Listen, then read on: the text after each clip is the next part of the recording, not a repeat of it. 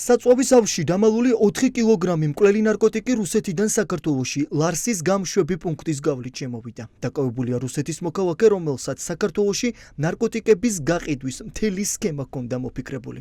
ნარკოტიკი, რომელიც აქ უნდა დაეფასოვებინათ და გაეყიდათ 1,5 მილიონი ლარის ღირებულებისა.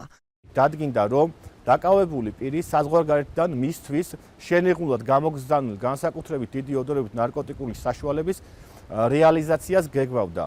35 წლის მამაკაცი რუსული პასპორტით საქართველოში ტურისტის სტატუსით ჩამოვიდა. ამას გვიყვება დაკავებული პირის ადვოკატი. ამ დროს ის უკვე საქართველოში ნარკოტიკის შემოტანის გეგმას ავაგებდა.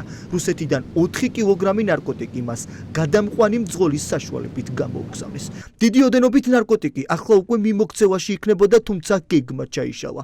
ლარსიდან შემოსული ნარკოტიკი მძღოლმა სახლში წაიღო. ამ დროს მათ უკვე კრიმინალური პოლიცია უთვალთვალებდა. ნარკოტიკი რკინის ყუთში ოპერატიულმა მუშაკებმა სხვა ფხვნილით ჩაანაცვლეს და თვალთვალი გააგრძელეს. დიდუბის ავტოსადგურში მძღოლი ამანათის მიმღებთან შესახვედრად მივიდა. რუსეთის მოქალაქეს ეგუნა, რომ 4 კილო ნარკოტიკი უკვე მასთან იყო და ტვირთიდან წაიღო, როდესაც მას ზაჰესში დაეწია პოლიცია და ხელბორყილები დაადეს. მიუხედავად იმისა, რომ გამოძიებას ინფორმაცია ჰქონდა იმის შესახებ, თუ კონკრეტული ამანათი ბრალდებულს როდის და რა ადგილას უნდა მიეღო, ამის და მიუხედავად მოხდა ისე, რომ მოხდა ამ ნარკოტიკების ჩანაცვლება და სწორედ ასე რომ ვთქვათ, ფაქტზე რეალურად ბრალდებული არ დაუკავებიათ. რუსეთის მოქალაქე ახლა ციხეშია მოთავსებული. მას უკვე შეუფარდეს წინასწარი პატიმრობა. საქმეში არსებული უტყუარი მტკიცებულებების მიუხედავად ის ბრალდებას არ აღიარებს. ჩემი და ციხეში აცავს თავს დამნაშავეს და 15 წლამდე იქნება დაახლოებით. ბატონო, საქართველოში ცხოვრობენ თუ არა, ტურისტული მიზნით არის, როგორც ვიცი, თუმცა დადასტურება არ შემიძლია. ალფა პვპ უმძიმესი სინთეზური ნარკოტიკია, რომელსაც სპეციალისტები მკვლელ ნივთიერებას უწოდებენ.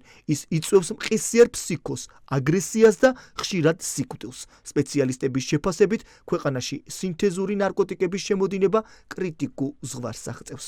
კონკრეტულად ალფა პვპ მიეკუთვნება სტიმულატორების ჯგუფის ნარკოტიკს, აქვს საკმაოდ რთული უნარი იმ მხრივ, რომ იწვევს დამოკიდებულებას, აქვს უნარი გამოიწვიოს ფსიქოზი, პარანოია, სუიციდური ეფექტები. ძალიან საშიში ტენდენცია არის ეგრეთ წოდებული დარკნეტების საშუალებით ინტერნეტით ნებისმიერი სახის ნარკოტიკის შესყიდვა არის შესაძლებელი და განსაკუთრებით 2025 წლიდან დღემდე საკმაოდ გაზრდილია ზედოზირებით გარდაცვალების მაჩვენებელი. მხოლოდ 2026 წელს, აი 6 თვის მონაცემს გეტყვით, ზიანის შემცირების ცენტრების მონაცემებით 650-ზე მეტი ზედოზირების შემთხვევა დაფიქსირდა ქვეყნის მასშტაბით და მათგან 62 დასრულდა გარდაცვალებით. ეს არის არა ქვეყნის დონეზე სტატისტიკა, არამედ ჩვენს მიერ მოპოვებული ინფორმაცია, რომელიც საჭიროებს აუცილებელ ყურადღებას, შესაბამისი ზომების მიღებას.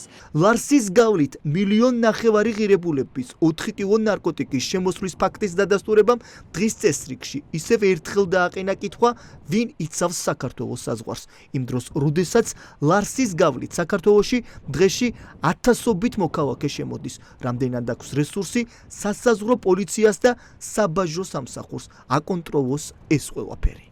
არა მარტო აგენტები და სპეცსამსახურის კლასიკურ ოფიცრებზე ან მათთან დაკავშირებულ პირებზეა საუბარი ამ შემთხვევაში. ამ შემთხვევაში შეიძლება იყვნენ ის ხალხი, ვინც სამხედრო ინფრასტრუქტურასთან აიმე ფორმით არიან დაკავშირებული, შესაძლოა სხვადასხვა ტიპის ჰიბრიდულ ოპერაციებთან დაკავშირებული პირები, საინფორმაციო კამპანიებთან დაკავშირებული პირები შემოვიდნენ. გააჩნია რა ტიპის მოქალაქის აღმოჩნდა და რა ტიპის ინფორმაცია არსებობს ამ ადამიანთან დაკავშირებით. თუ საუბარი არის სპეცსამსახურების ასე ვთქვათ კლასიკური გაგებით ოფიცერზე, მისი შემოწმება და მისი საქმიანობის მონიტორინგი მოიცავს გაცილებით მეტ დანახარჯებსა და გაცილებით მეტ წვალებას, ასე ვთქვათ პროფესიული გაგებით. თუ საუბარია ასეთი რიგით მოქალაქეზე, ჩვეულებრივ მოქალაქეზე, რომელიც საქართველოში მართლა თავშესაფრის მოძიების მიზნით იმყოფება, მაშინ სხვა რესურსებია საჭირო. რუსეთი აწარმოებს საქართველოსთან გარდა საოკუპაციო ომისა და ოკუპირებული ტერიტორიები ჰიბრიდულ ომსაც, რაც შეიძლება გამოყენებული იყოს სპეცსამსახურების მიერ გარკვეული ღონისძიებების გასატარებლად აქ, რაც შეიძლება გამოყენებული იყოს იმ ფონი, რაც საქართველოს მთავრობამ შექმნა ეგრეთ წოდებული რუსოფობიის ფონი და ამ ფონზე რაღაც პროვოკაციები მოაწყოს ამ მოქალაქეებმა, რომელიც სპეცსამსახურის დავალებით მოქმედებენ. ამიტომ მნიშვნელოვანია შემუშავებული იყოს გარკვეული ღონისძიებები, ფილტრაციის ამის ან რაღაც სხვა თემები, რომელიც ამდენ ვთქვათ შემოსვლას შეაჩერებს.